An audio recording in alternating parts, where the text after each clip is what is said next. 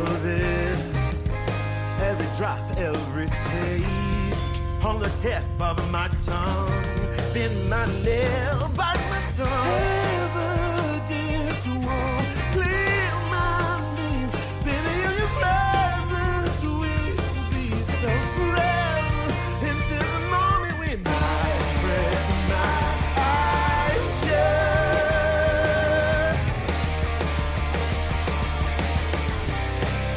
Now I'm ready.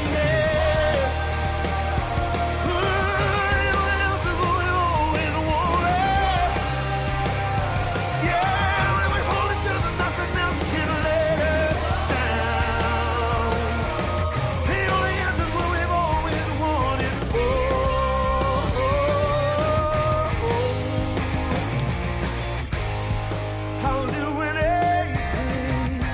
I'm not asking to stay mine through the perfect strange. 10,000 days on there. Days to clear our names.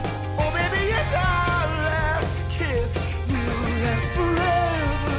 That's the moment when I rest my eyes shut.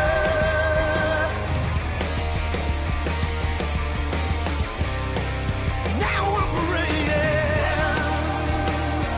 Yeah, the only answer's what we've always wanted. Ooh, and we hold it till there's nothing else can let us down. The only answer's what we've always.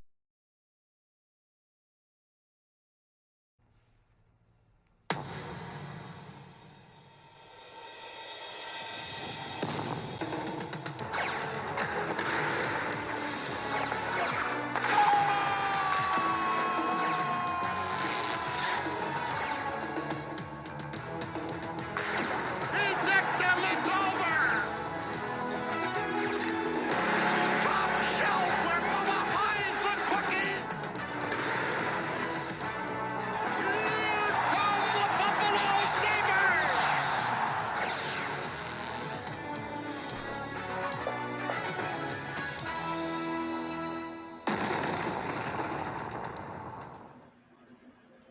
And welcome back, everybody, to episode 158 of Two Goalies, One Mike.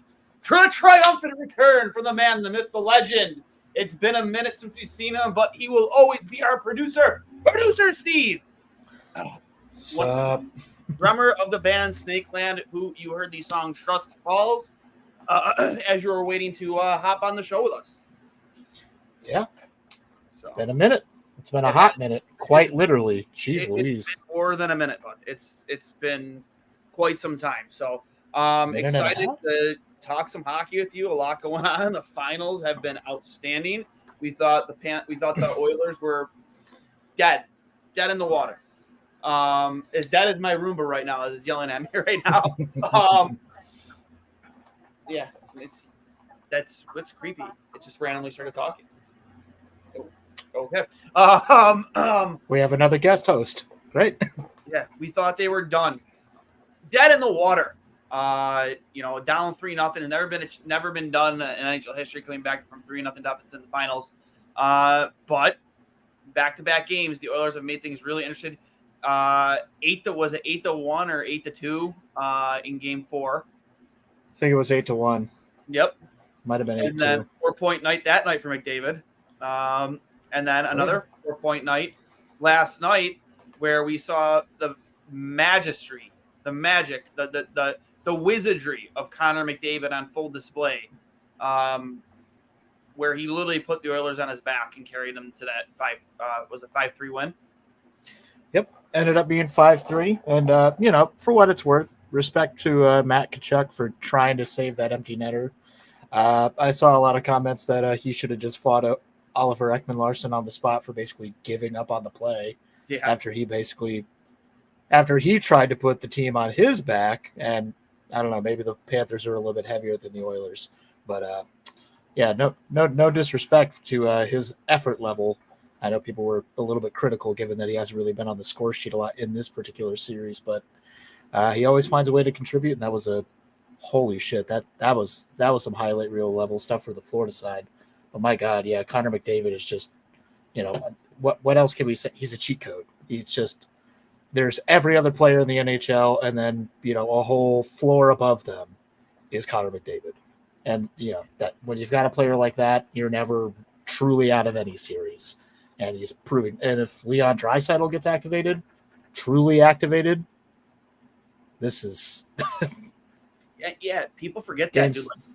Like, as much as like McDavid has really taken this series over, like Draisaitl has been very quiet, done not much at all, and for the most part has played a lot with McDavid. Like he isn't even like a point mercenary from McDavid. Like he's not producing, and that's potentially the second or third best player in the world. And he's the fact that the Oilers have made this a series without the help of Leon Draisaitl, it makes this even more impressive. And a couple clicks for Stuart Skinner too, for down 3-0, and he's really gotten it together. I think I saw a crazy stat, like in games 4 through 7, he's like some ridiculous, like 7-0 or something like that. It's something obnoxious. Like undefeated, I'm pretty sure. I think Johnny Lazarus tweeted it out yesterday, but like his numbers and like in those crunch time games, like unbeaten, unreal. And I questioned his ability to win a cup before the series started, and I'm eating a little crow here because I gave it all to Bobrovsky, and I think that if it would still come down to McDavid and Bobrovsky for the Conn Smythe if Florida were to win it. But like he's made it very interesting. Stuart Skinner, he's shutting up a lot of the naysayers like me. Yeah, I guess that's part of that's just he's significantly younger than Bobrovsky, so he hasn't been around the league long enough to earn that same level of respect and pedigree from experience. But you don't necessarily need to have a Vezina candidate as your goaltender to win a cup. No. What was it? Darcy Kemper there with the Avalanche, what have you? He won the Matt Cup there. Yeah, Matt Murray. Like, you need to have a complete team. That goes without saying, and having an elite goaltender helps. But Stuart Skinner has been making the saves when they need them the most, and I think that's like the clutch thing that people are just overlooking. Like when the momentum's wildly swaying back in Florida's favor with that relentless forecheck, and it's just a 2-minute long onslaught. Many other goalies could buckle under that pressure. Many teams in front of them could buckle under that pressure, but the Oilers and Stuart Skinner in particular are standing strong.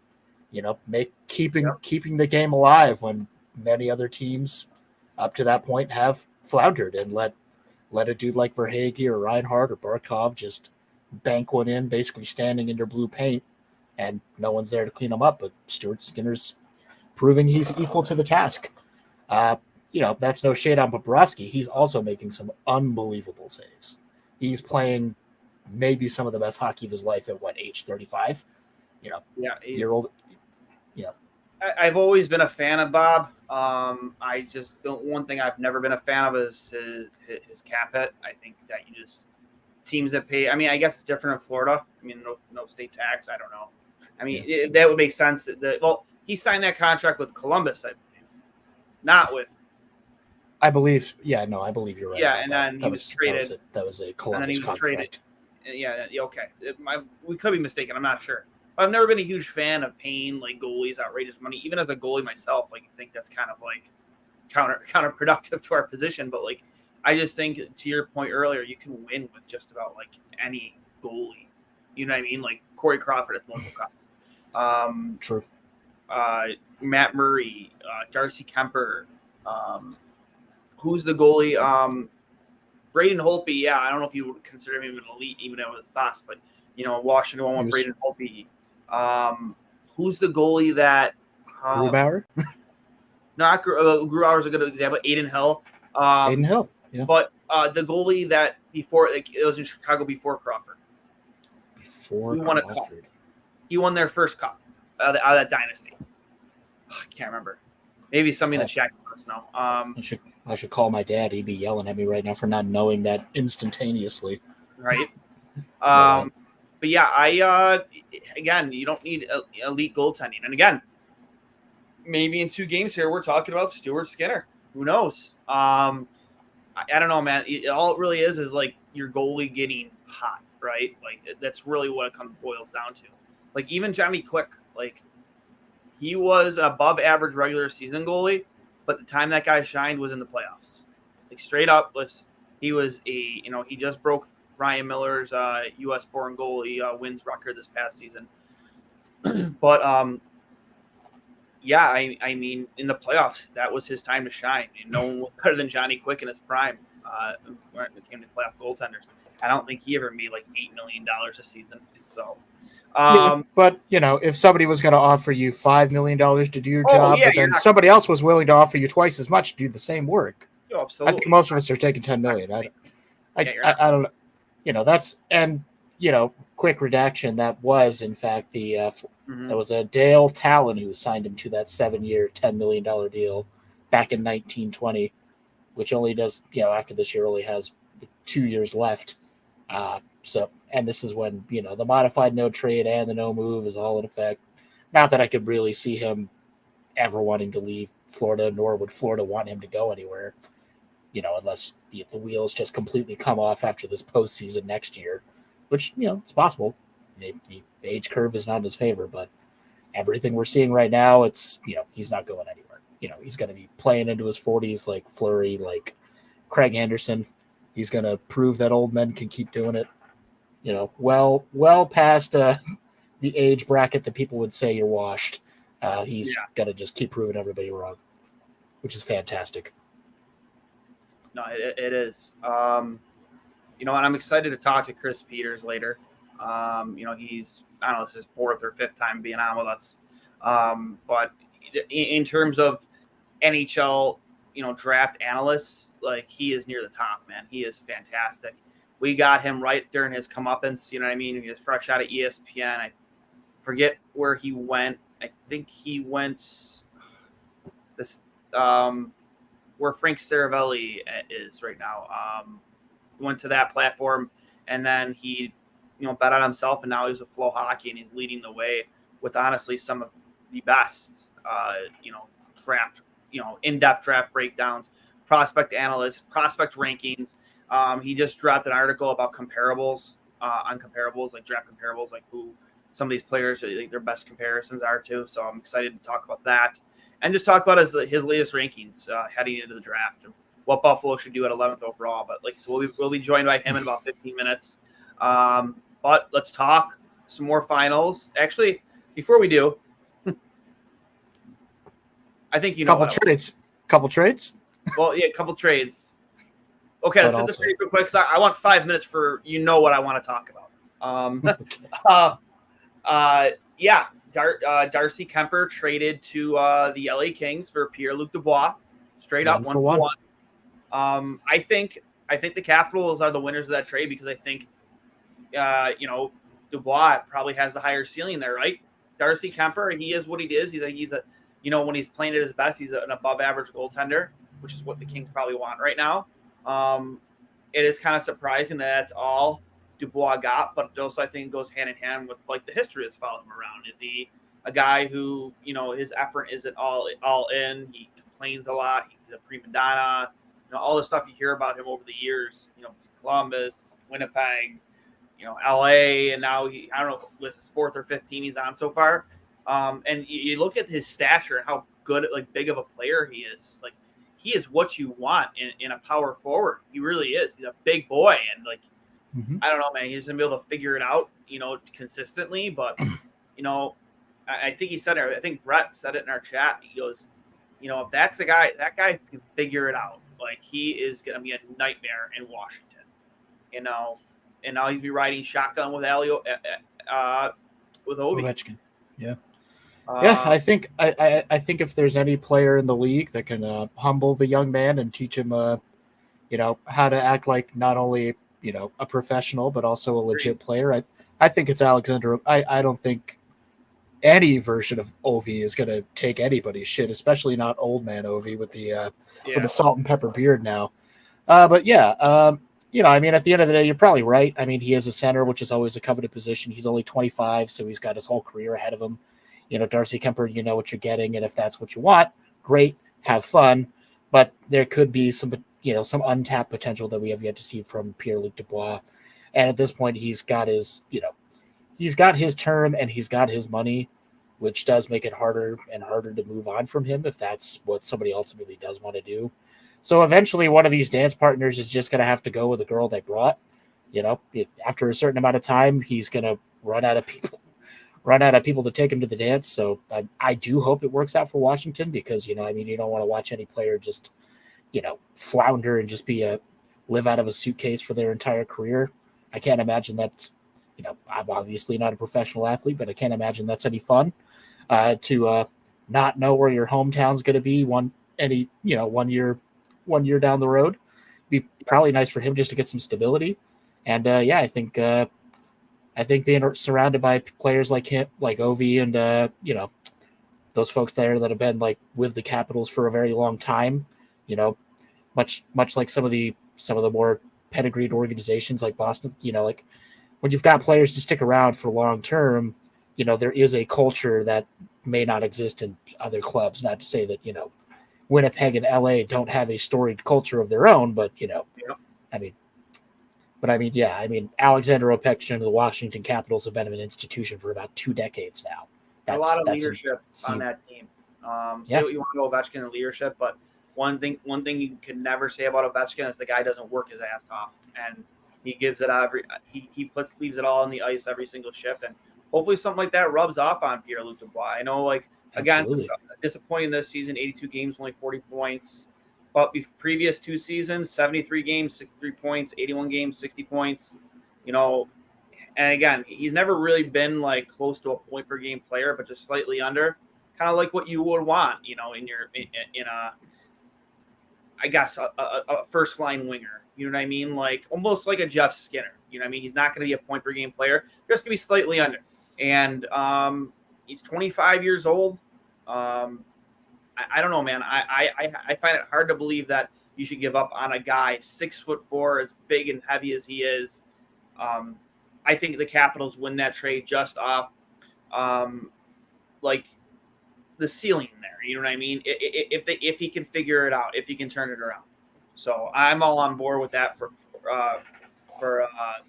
Washington. Other trade, which not surprising. I think everyone knew he was on the move.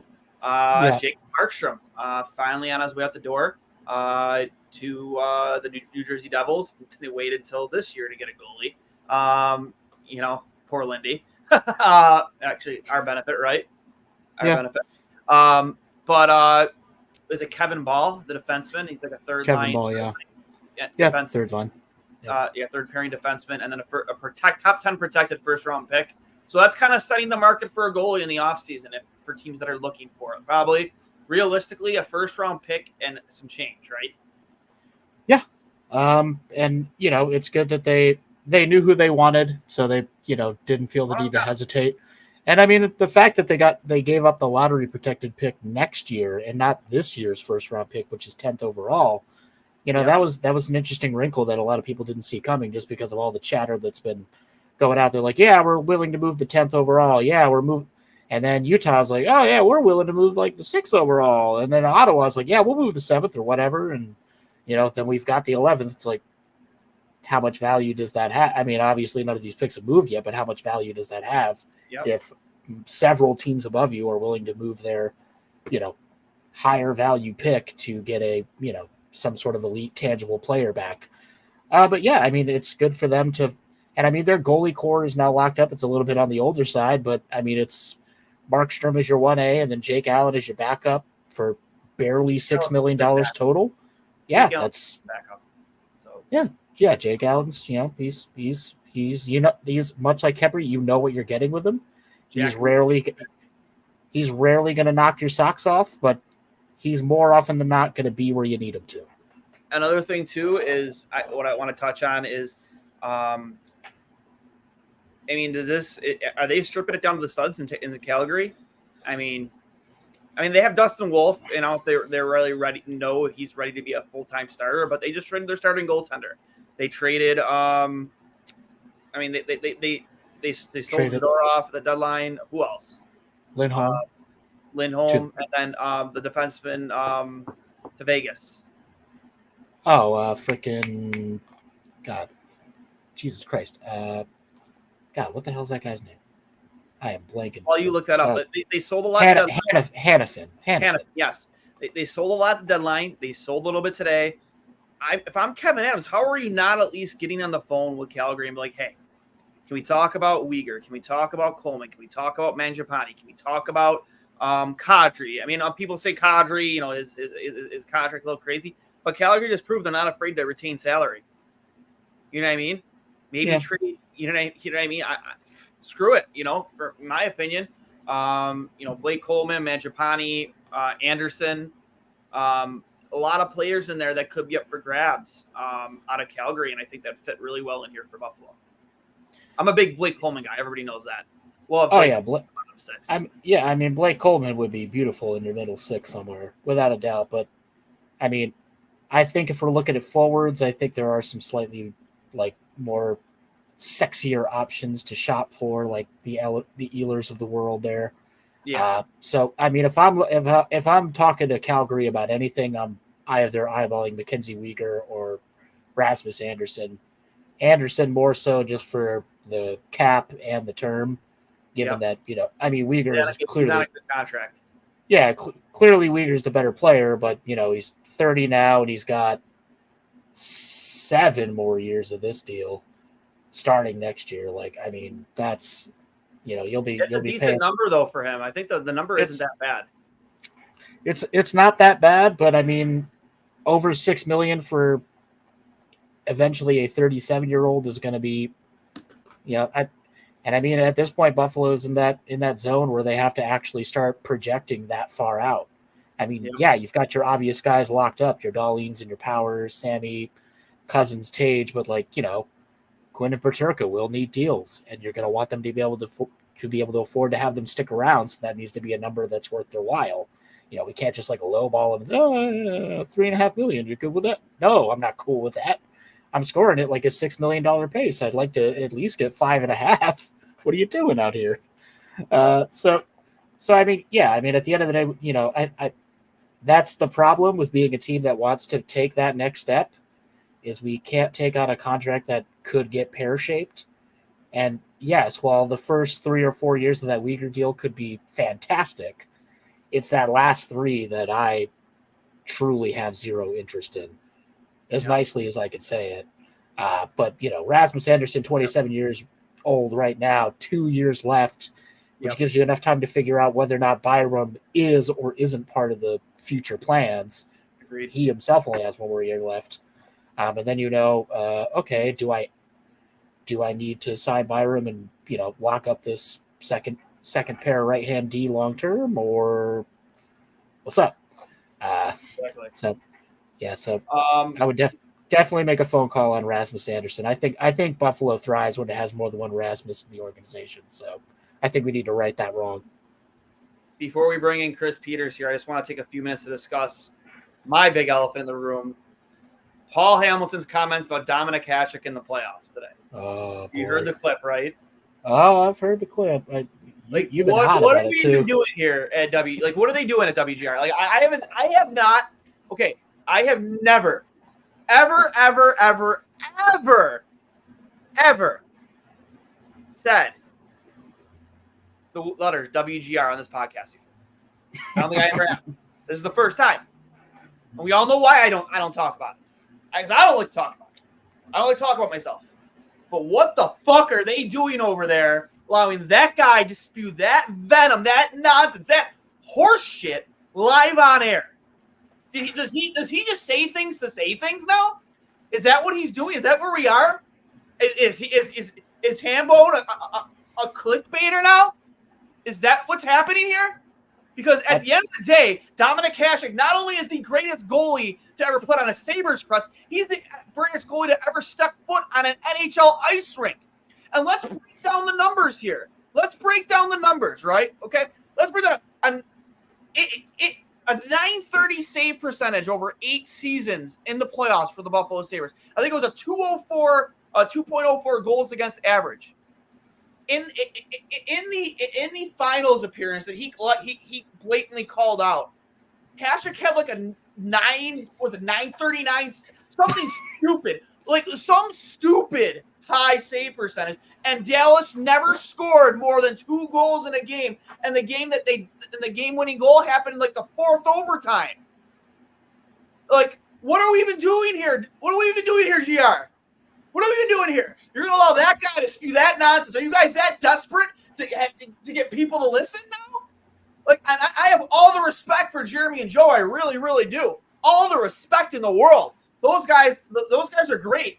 But that was disrespectful. And I know a lot of media. I know a lot of people that hate Dominik Hasek for certain reasons. You know, we don't have to talk about him. You may dislike. You know, but at the end of the day, man, that Dallas team had 5 Hall of Famers on it. 5. How many did Buffalo have it? Not including Hasek. 0. They had 1 All-Star. Hasek had 1 All-Star. Played with 1 All-Star post Mogilny LaFontaine. That was Alexei Zhitnik. Let me repeat that for you, Steve. Alexei fucking Zhitnik. Alexei Zhitnik. That's who he had. And he carried those teams on his back. And sure, you can say, oh, he let in every goal he lets in a soft goal. Look at fucking Bobrovsky last on McDavid's first goal. It's in front of the goddamn goal line. Yeah. Like goalies sometimes let in soft goals, sure, but don't even mistake it. He's here to talk about Pekka, the hard work, Dixon Ward. Brian Holzinger, I think Brian Holzinger was their second line center. For how many years? Yeah. They wouldn't pay Pekka. Like, don't get me started here with this nonsense from Paul Hamilton. Oh, Hasek not being a good player. Go kick rocks, bro. Go kick rocks. Like, that's insanity. Absolute insanity that he would sit there in the 99 series. This was Hasek's numbers. Hasek in the 6 games, a 1.77 goals against average. He had 2 shutouts. 2. Apparently that's not good enough. 39 save percentage, and he never gave up more than 2 goals against. Actually, he might not. Those 2 shutouts might have been throughout the entire playoffs. I don't know. But the Sabres scored 9 goals in 6 total games, and in one of those games with the 4 fucking overtimes. So don't get me started here, Paul Hamilton, with that nonsense. Keep it off air. Don't spew that stupid narrative into the air ever again. Because it is disrespectful. Oh, the Sabres would have so many more banners if Hasek was a better player. Kiss my ass, dude. Kiss my white ass. Because that guy is the only reason those teams were in the playoffs to begin with, and they never built in front of him. They never built in front of him. Ever. I'm done. I'm ready to bring in Jenny comments. He will hang up and listen. I don't know if Chris can hear us. I think he's laughing. I don't know. I think at the end of the day, WGR is a Bills radio station first. Oh yeah, and they don't have anything to talk about right now, so they got to fill the air with whatever. So they probably watched one clip of 25 years ago today we lost the final. Oh my god! It's like, oh yeah, that's somehow Hasek's fault. Like, tell me you don't know puck in fewer words, you fucking clown. Yeah. Shut up. Oh, wait, but we can't swear. He doesn't like swearing. Yeah, no swearing. Link, please. Whoa. Yeah. Oh, sorry. We're going to bring in from FloHockey, one of the very best in the business when it comes to in-depth NHL draft breakdown, player analysis, player comparables, which we're going to talk about, Mr. Chris Peters from FloHockey. Chris, I don't know if you can hear what was going on in the show. Oh, I heard it. I heard it. So just to give you a quick breakdown, I don't know if you know, we had a local, I don't know if he's the beat writer for the Sabres. I don't know. Paul Hamilton. He made some disparaging guy about Dominik Hasek today and stating that he wasn't a good enough playoff goaltender. And he called out one of the series, specifically the 99 series, where, as I stated before, he had a 1.77 goals against average. Mind you, the Sabres, outside of Hasek, had no Hall of Famers. And the only all-star they had, and I'll do this one more time, was Alexei fucking Zhitnik. Meanwhile, Dallas had how many Hall of Famers on that team? 5 or 6? Yeah, it was pretty good the team. Sabres weren't even expected to be in that series, by the way. And regardless, 1.77 goals against. He had a .939 save percentage, and I think he had 2 shutouts in that series or the playoffs as a whole. But regardless, his numbers were outstanding. He never gave up more than 2 goals the entire series, and the Sabres only scored 9 goals in 6 games, and one of those games went to 4 overtimes. So we're gonna sit here and talk about Dominic Hasek not being a. He said that the Sabres would have been so many championship banners in the rafters if Hasek was a better playoff goalie. What do you say to your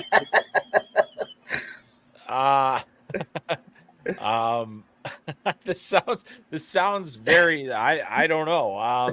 I mean, I think Dominic Hasek is one of the greatest all-time players in the league, and certainly at his position and of his era. So, Read the shirt. I mean, yeah, and you couldn't have asked for much more of him in their almost cup run. You know, but yeah, I mean, that Dallas team was an absolute wagon too. I think it gets lost sometimes that. I mean, when you know that Brett Hull scored the goal, you know, like, and then it was like, oh, and there was Nieuwendyk, and there was Modano, and there was Belfour. Langenbrunner was that team. I don't know if he was a Hall of Famer. He's not a Hall of Famer, but like, he was great. Good player. Yeah, Sergei Zubov's a Hall of Famer. He was sad. Yeah, it was a stacked team built to win a cup. Team. But Dom was not. But Dominator was not doing enough. He wasn't doing enough. Yeah. Gotta fucking contribute, bud. Yeah. Real fucking duster. What a fucking plug. Chris, thanks for hopping on. You're one of my favorite returning guests, man. And I you know, I'm not exaggerating the people that are watching. He is one of the best in like right around NHL draft time with his player rankings, his in-depth analysts. You know, he's a great follow on Twitter or now X or whatever you want to call it, at Chris M. Peters. Make sure you follow him. Chris, Sabres sit at 11. Obviously, we know who they're taking at number 1. Macklin Celebrini is going first overall. You know, your thoughts heading into this draft, who you like, like any sleepers out there. I know we've looked at your, you've dropped some rankings, you dropped your comparables. I just retweeted out actually for those who are looking. I just retweeted out his latest article on his draft comparables, which is really interesting if you want to go through that. But just heading into this draft, all the work you put in, who do you like? Who are people sleeping on? And who do you think is probably a little overrated? Yeah, it's interesting. I think at this time of year, there's just so much craziness and there's a bit of a scramble. And I think this year in particular, because the quality of the defense available in the draft, it makes for a very challenging kind of prediction in terms of where players are going to go. I think, the Sabres are in a good spot being at number 11.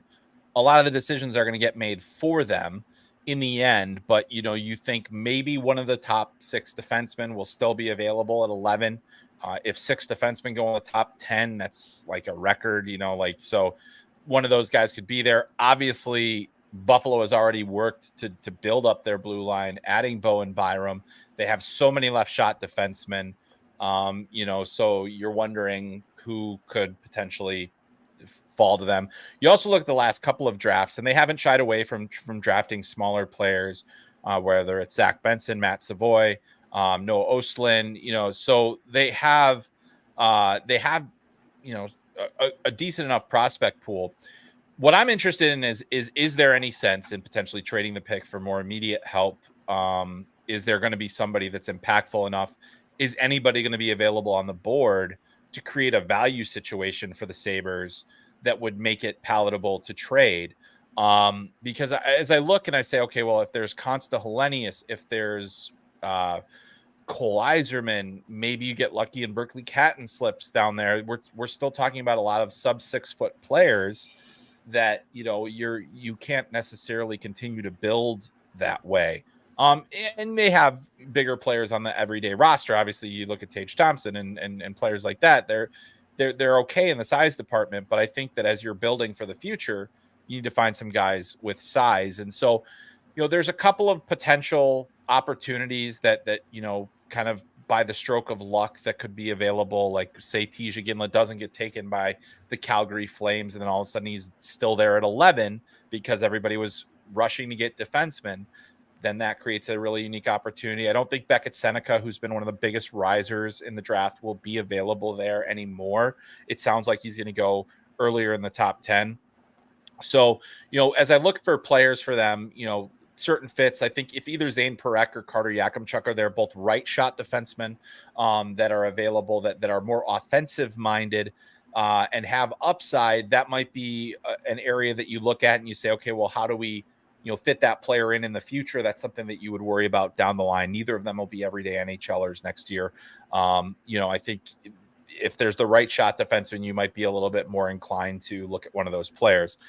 I think more than likely you'll have a good center that's there. If it is like Consta Helenius, that would be a very tempting player. He is sub 6 foot, but he's 5'11" and he's sturdy. He had a tremendous season in the Finnish Pro League this year.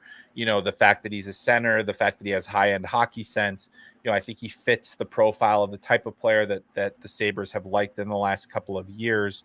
And I think he'll be available and potential option there.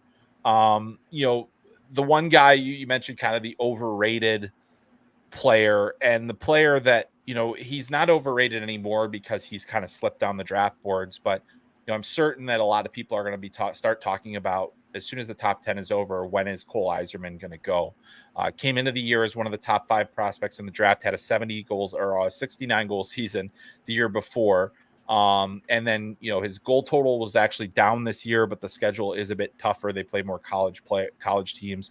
He had a very strong showing at the World Under-18 Championship, but I think teams are still leery of that one-dimensional nature of his game, where he's a really gifted scorer, but there are some legitimate concerns about overall hockey sense, timing, the fact that he's going to need a distributor to play with.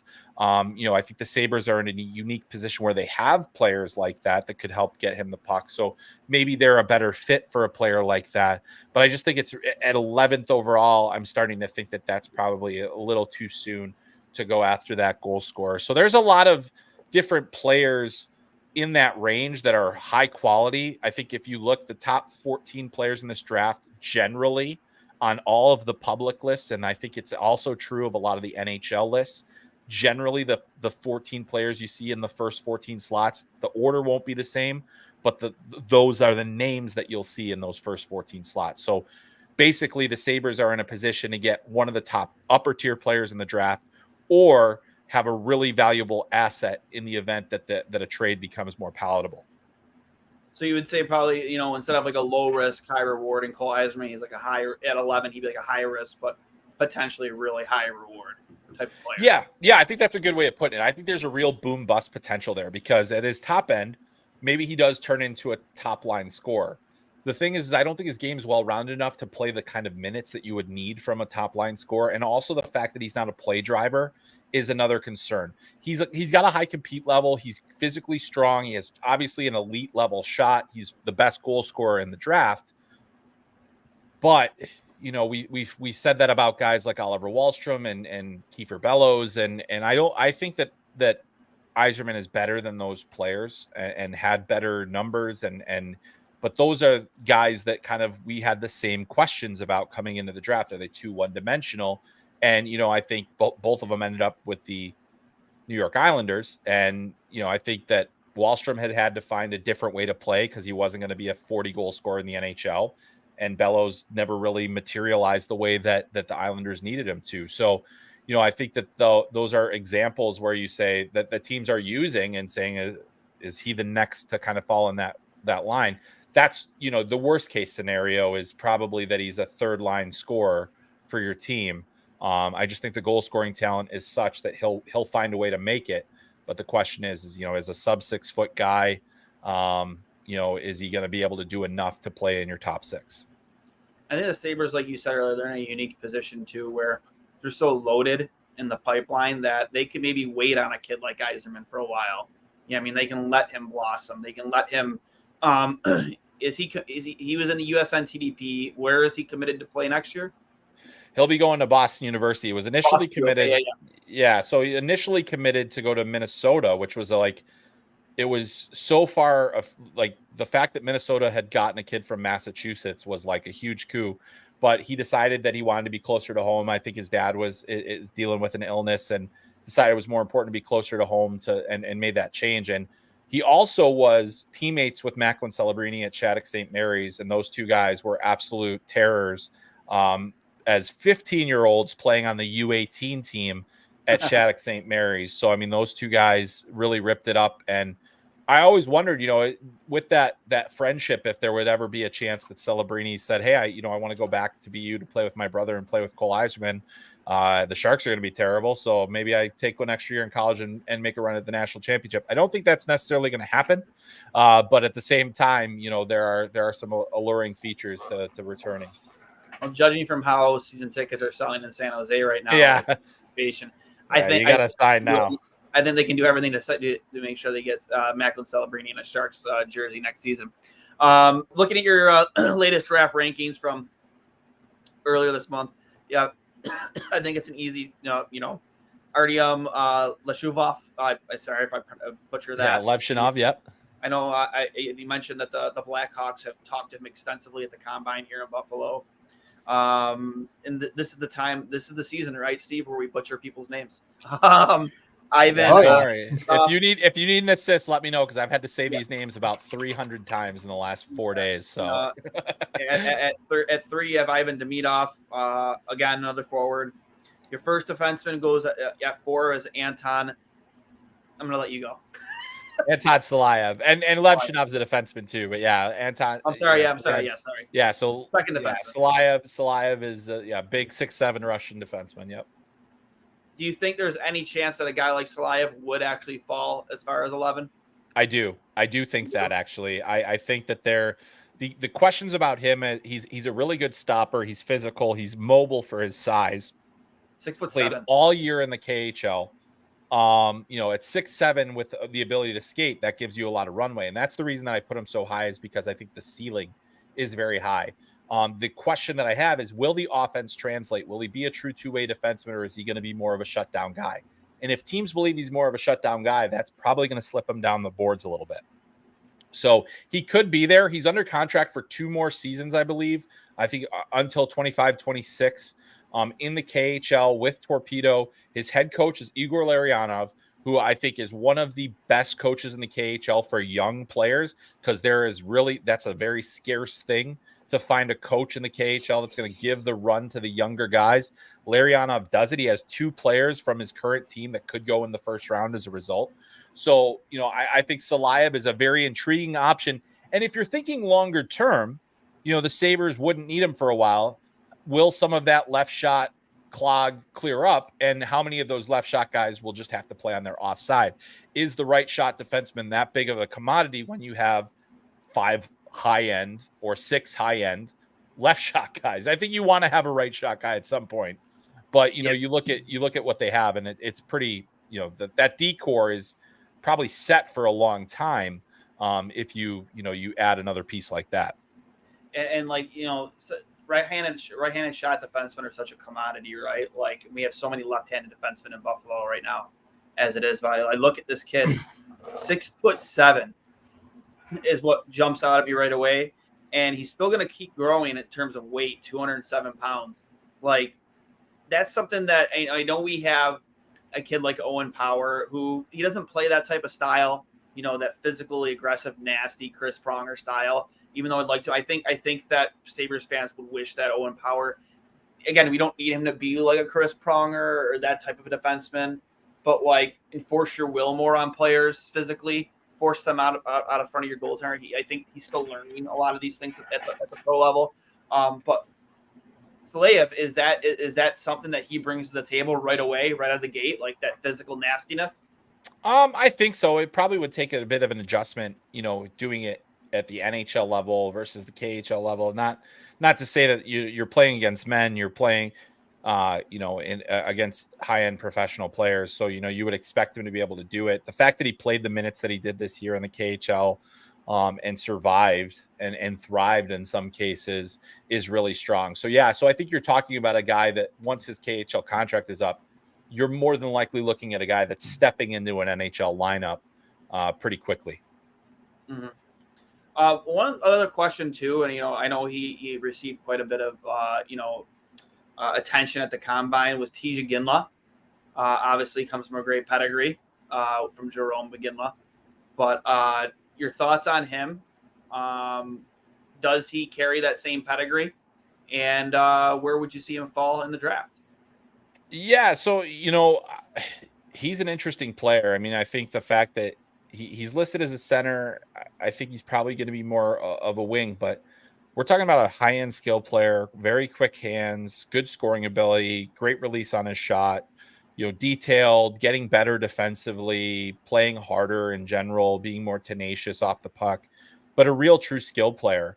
And I think that it's always tough to be the son of a Hall of Famer, and you if you're not anything less than a Hall of Famer, is it a failure? Probably not, but I don't know that we'll necessarily see him reach that standard. But what we do see is a player that grew immensely in the last year in terms of his game. Now, he played for Seattle in his first year in the WHL. That was a wagon. There was just no place for a 16-year-old to get the kind of ice time. He gets traded to Kelowna, and he blossomed this year. And to see the numbers that he put up, and to see how he played internationally at the World Under 18 Championship, big time goals, was a big part of a gold medal winning team. This is a guy that I think you would love to have in your system. High character, extremely, carries himself like a professional. Has a lot of those, you just look at him and you see those Jerome McGinley qualities, and the big smile, the gregariousness, a very personable kid, and then seems to be really well respected by those around him and well liked by those around him. I think it's a high character individual. Now, the Calgary Flames pick 9th in this draft. I think that's a range where Tija Ginla is going to be available, and it's probably going to be really hard for them to pass on him given everything on. And Jerome does work in the organization. Craig Conroy and Jerome are very close. And you say, okay, well, how do we not do that? But I also think that that's a franchise. They just, traded away Jacob Markstrom. They did get Kevin Ball, a big defenseman in return for that. So I think that may limit necessarily the urgency on adding a defenseman, though I still think they need that desperately in their system.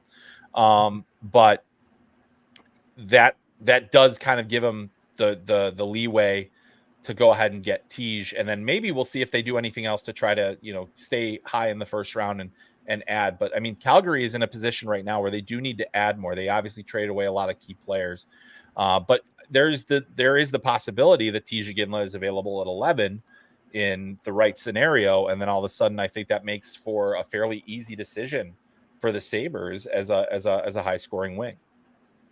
And that's considering that defensemen are off the board that you would realistically want, or would you take Tija Ginla over said defenseman? Yeah, I think I have all of the defensemen, the top 6 defensemen ahead of Tija Ginla right now, in terms of NHL impact. And it's not that I think the top of his projection is a top line scoring wing, which would be great for any team. But when it comes to top line scoring wing versus top 4 defensemen, especially one that produces, I'm going top 4 defenseman. I just think that when it's close, the tie goes to the defenseman almost always, or the center. And if you believe Tej is a center, that does change the value of him. I personally don't see him as a center. I think I love the way that he plays on the wing. I think that it's an effective game. I think that he's best served there offensively. But, I think that that's going to be an interesting dynamic, of the teams that are choosing. If they view him as a potential center and want to train him as a center, that does create a different value proposition versus the defenseman. One of the players that, I don't know, Steve, if you have any comments, but one player I did want to ask you before we let you go, 2 more questions. Cole Hudson, right-handed shot defenseman out of the USNTDP. A kid I've noticed quite a bit this year. I know he holds the record. I think he broke it twice, right? Yeah, he did. Yeah. So for defensemen out of that program, and that list is pretty remarkable.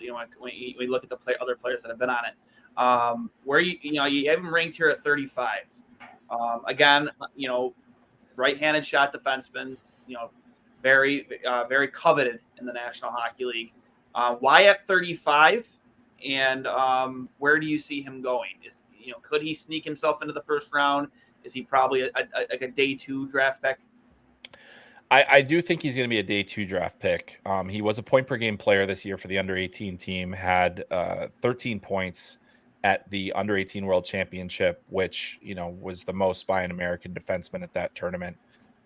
Became the all-time leading scorer among defensemen at the National Team Development Program. And you think about all those guys that come in here.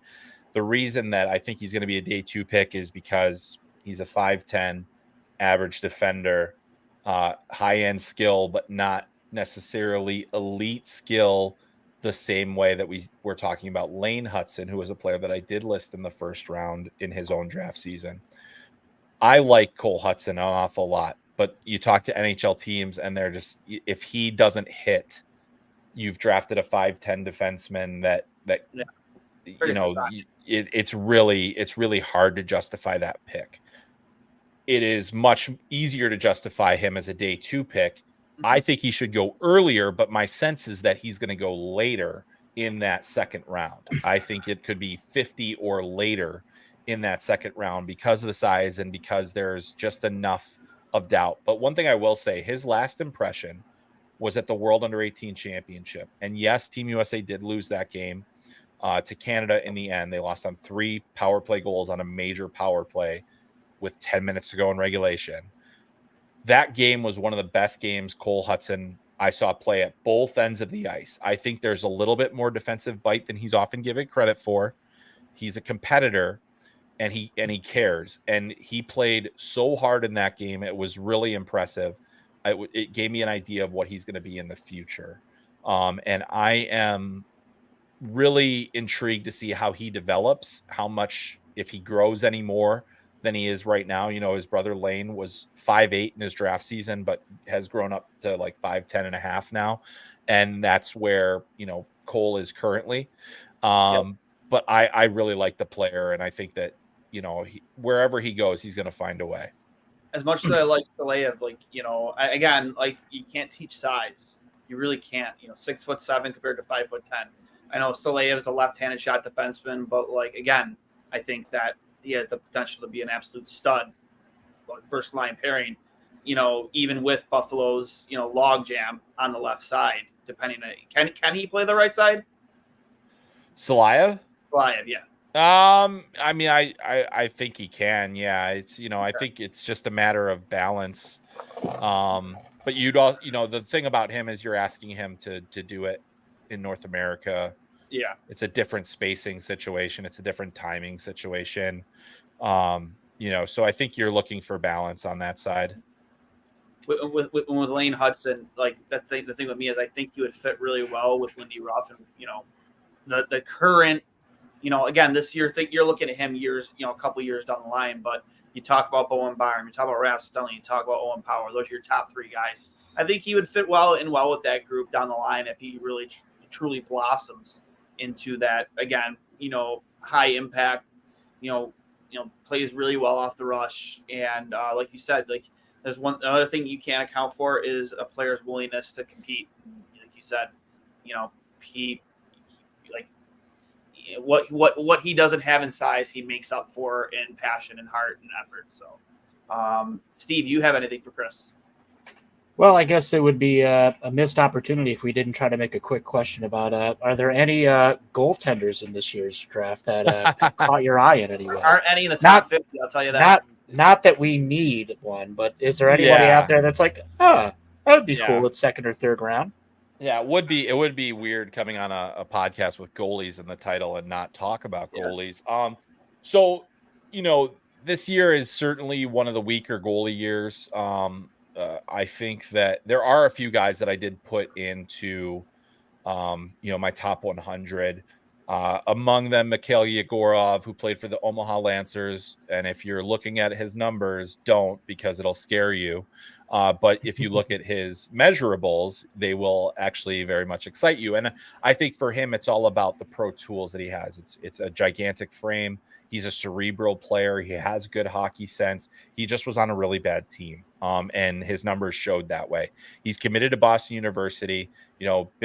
You look at the Russian goaltenders as they continue to matriculate to the NHL, and while he's taking a very different path from the Sorokins and Shesterkins and Vasilevskis, he has similar profiles in terms of size, technique, hockey sense. I think as he matures, he's going to be an interesting guy.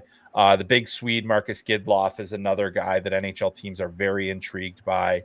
I think that he has size, he has the capability to make the big save, but also is really solid in positioning, put up good numbers this year. That in a year where the goalies are weaker, I think he stood above a lot of them. There's a few more goalies in Russia, Belarus. There's the typical Finn, the Finnish goalie, or 2 or 3 or 4 will go. Emil Vinny is one of the guys that I have, ahead of the group, but it's just a tough year to be looking for a goaltender. And I think teams now are looking at the position, and you say, well, the Edmonton Oilers are doing just fine with Stuart Skinner, and nobody would have pegged him as an elite goalie.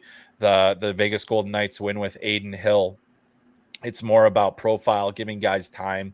And I think that's why we may not see a first round goalie for some time as a result, because I think teams are realizing just how big of a risk that is. And also the way they're finding goalies now is not always through the draft. And you look at what Devin Levi is as a 7th round draft pick, and you say, well, why spend a high pick when there might, you can't predict if you're going to get that. You still try to pick the player, you still try to make the projection. But as we know, and as you guys know, the goaltending position is anything but predictable. I agreed. Tobias Lenham, example, measurable guy. Sabres 2nd round pick, I think, was it last year or 2 years ago? I think it was 2 years ago. Hasn't really developed. Where did he get sent back to? He decided to go play in. I think he's still with. I think he's still in Liga Sarja. I just know that he hasn't really panned out, and there are a lot of good players that he was drafted in front of that you kind of look at. You can do that in any draft, but you kind of look at like, wow, can't believe we went goalie there. Can't believe we went with that kid. And I mean, a lot of it has been mired by injury, for what it's worth. I mean, he's been he got banged up in his first development camp. Yep, I remember that. Yeah, he barely played last season, and he did move to Sweden for next season, so he's going to be playing for Mora, and he was one of those guys where I was a little shaky on him. Just having seen him play in the international events, and you could see the flashes, and you certainly saw the size and the technique, and there's plenty to like there. But I think that we also saw him be pretty leaky and maybe not always as athletic. The one thing I'll say is, with a goalie, he's 20 years old. We're basically looking at 4 more years before you can really even, like, what is he going to be? Like, we've seen guys take this kind of like roller coaster arc of development. And when you also have an injury situation, you kind of have to wait and see. But for a player like him, when he was healthy last year, he didn't play very well. He didn't, get a chance to play internationally as a result. And, he at one point was viewed as one of the top goalies, if not the top goalie in his age group in Finland. And we know what the competition looks like out there. So I'd say, it's still time to be patient. He's not taking up a contract slot right now. So, that's the other thing too, that helps. But yeah, I mean, again, it's just kind of, goalies are voodoo, as they say sometimes, and big guys like him are going to sometimes take a little bit longer. So we'll see what happens with that. Before you even came on, like, me and Steve had an in-depth conversation about, like, Bobrovsky, and I'm happy for Bob. If Florida does find a way to get this in the garage and they win, I'm happy for him. I've never been a big proponent of paying goalies huge money as a goalie. That's kind of odd for me to say, but to your point, Aiden Hill, Crawford in Chicago for 2 years. Who was the goaltender before Crawford that won the first? Antti Niemi. Antti You know, Niemi. Fuck. Matt Murray. that You know one. what I mean, there's so many goalies you can go down that list. You know, even Darcy Kemper. I mean, like, Darcy Kemper.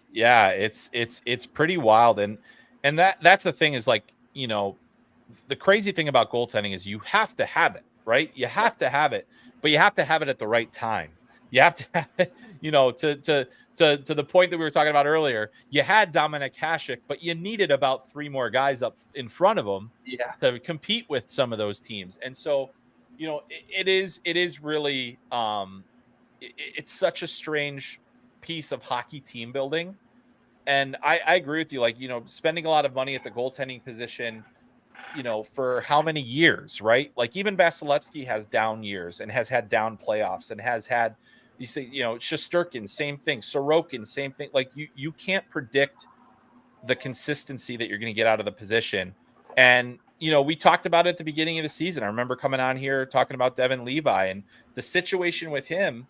You know, I had told, I'm pretty sure now I'm using this to just take one quick little victory lap, and I hate to do it to you, but we talked about, like, how many games will he play in the NHL? Yeah, how many NHL games was he going to play this year?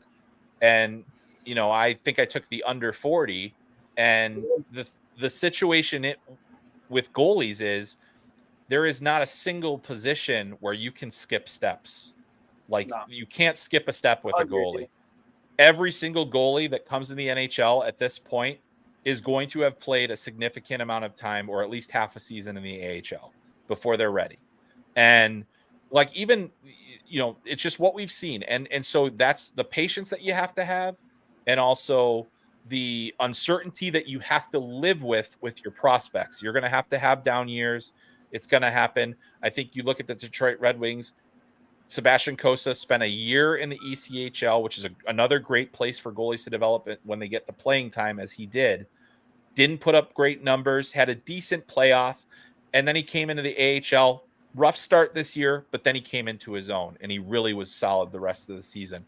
Patience is there's not a single position that requires more patience, and I'd imagine that there's also not a position that can be more troubling to a general manager in terms of their mental well-being, because of the amount of patience and the volatility of the position. I've said it 100 times on this podcast, and I'll say it 100 times more. 2 of the most difficult positions in all of sports, goaltender and pitcher, because the game, you can win a game, you can win a game, or you can lose a game in 5. You can give up 5 goals on 8 shots in a single period and lose your team the game and dig a hole that they just can't get themselves. And a pitcher can give up 8 runs in 1 inning. You know, you're on it, and in both positions, you're essentially on an island by yourself. You know what I mean? Like, you know, for better or for worse. And I've always said those are 2 most difficult positions in all sports. I hate the fact that I chose to be a goaltender. You know, but actually, I just saw a notification come across my computer. Pro beach hockey is starting to get a lot of love and respect on social media lately. I figure you might like that, because, you know, that's one of our first interviews with you was back when you were still at the ESPN, and you did that article on pro beach hockey. And I've been seeing a lot of highlights from back in the day, and I've been watching some of these videos, Chris, and I could have played pro beach hockey. Like, I see somebody that, like, I definitely could have hung with those guys. I know. So I'm really excited about it. Apparently there's a documentary that's in production. Yes. I think a couple of the guys that there are a couple current NHL players that are funding it. Jeannie Buss is involved too, and she was like involved in pro beach hockey, and you know, the I don't know if she's still the president or CEO of the Lakers, but I love anything 90s nostalgia, and pro beach hockey was just amazing. And so I'm really excited to see it. It looks like they got every bit of footage. I know the guy that founded pro beach hockey, who's the same guy that founded the Gorgeous Ladies of Wrestling, which I think is just the best, like, you know, just an entrepreneur of weird, and to have ramps and all that stuff. So watching some of those highlights with the clean, crisp video on Instagram, is really exciting. Also, Steve Levy from ESPN was rocking a PBH hat on the plane at the Stanley Cup Final, which I had to like I might have been the only person that noticed that. I was like, Leaves, this is amazing. That's the best hat. Where do you get it? I want one. So this is to see the resurgence. And we look at all these different things, and there was such a, let's try it, kind of thing in the 90s. Who cares? Let's make it weird. And we don't do that very much anymore. So it's like, if it isn't surely going to make money, you can't do it. But yeah, I love Pro Beach Hockey, and that was I'm glad that it's getting its due on social media, and I will watch every single one of those that comes across my feed. If they hold a tryout, if they decide to bring it back, just give it another run, and they able to try out, I don't care where in the country it is, I'll be there. I will absolutely be there. Just to relive my childhood a little bit. I don't care if I make it or not. I really wouldn't, but like. I would. Hockey, I don't play goalie because I might have to get the people at FloHockey and just be like, hey, can we just create this league? I'll do play-by-play. I'll do it for free. Just put me up in a hotel at Honey. Yeah, you can come be color commentator. We'll be on pay. We'll be on premium stuff, so we can say whatever we want, probably within reason. So yeah, I mean, like let's go. Let's get it back. I think what. Let's start that campaign. I'm going to try to start it internally. I don't know how far I'm going to get, but. Let's get it. Let's bring it back. I don't have as big of a following as you, but I get a lot of engagement, in the hockey. Well, just scream it from the mountaintops. I promise you, dude. And if we're gonna go even that far, can we bring back NHL Cool Shots too? Yeah, absolutely. Bring it all back. Bring back the interviews of Paul Valbure. It'd be great. Heck yeah, let's go. I'm down. Let's make it happen. I think we've got some $1 million ideas here that were $1 million ideas in 1997. Let's go. That's all right. Let's go. I'm all for it, man. I'm in. Chris, I can't express enough. Thank you for coming on with us, man. I really do appreciate it. If you want to find him again at Chris M. Peters on Twitter /X, whatever you want to call it. There is literally nobody better that I've ever had on this show or even not on the show that is committed and is passionate around, especially around NHL draft time, to giving you the best draft rankings, in-depth analysts, player breakdown. We even get your player comparables. That's all right. Go read it. Everybody read it. I don't need to talk about it. I retweeted it earlier. I'll retweet it again from the Two Goalies on my account. Make sure you go check it out. Chris is one of the best, if not the best. And, a guy really bet on himself going over to FloHockey, and he's done a fantastic job. So make sure you give him a follow. Not a problem. And remember, this is brought to you by Fatty Beer Company, Western New York's premier market and tap room with over 300 beers to choose from at 8 different Western New York locations. Fatty Beer is one of the best spots for happy hour, for the NHL Stanley Cup Finals, before the NBA Finals. And if whatever the sport might be, get over to Fatty Beer. Check them out, both kid and dog friendly. Fantastic vibes, live music all the time, trivia, entertainment. And let's not forget Buffalo Logo Apparel. Buffalo Logo, one of the best places to get all of your local design Buffalo sports apparel needs with your shirts. Right here, the Lindy Ruff throwback, only available at Buffalo Logo. The GOAT shirt, only available at Buffalo Logo. And, of course, the RJ throwback Letterman hat, only available at Buffalo Logo. And, actually, the hashtag Letterman hat with the GOAT logo on the side, only available at Buffalo Logo. You can find them at Buffalo Logo Co. on Instagram and Twitter, at Fatty Beer on Instagram and Twitter, fattybeer.com, buffalogoapparel.com. Make sure you go check them out. With that being said, again, Chris, thank you very much. Steve, thanks for, coming out of hiatus and joining me and Chris here. And as always, go Sabres, and we'll see what happens here. Actually, real quick, Chris, how will the finals end?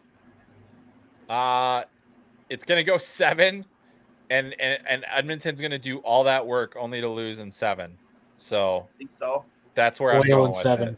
I'm very not to extend this any further, but I am very between a rock and a hard place because I'd love to see Bob win a cup. I can care less with the former Sabres on the team, with the exception of Reinhart. I don't care about any of them.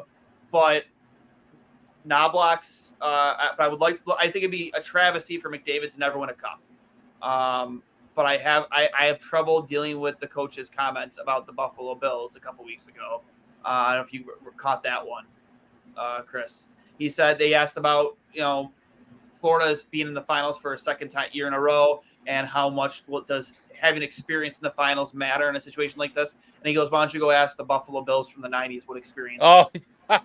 And now I did see Catching that. strays out Just here. boom, just So ricochet to I'm Buffalo. between a rock and a Ouch. hard place. I want to root for McDavid, but I don't want to root for that coach. So, that being said, thanks again, Chris. Again, Hey, you can my find pleasure, that- guys. Thanks for having me. And thanks for the kind words too. Not a problem, guys. This has been episode 158. 2 goalies, 1 mic. Again, brought to you by Fatty Beer and Buffalo Logo. We will talk to you again after the finals, where hopefully I'm not even going to try and say who I want to win because I can care less. But you guys have a good one, and we will talk to you later. See you later. Let's go.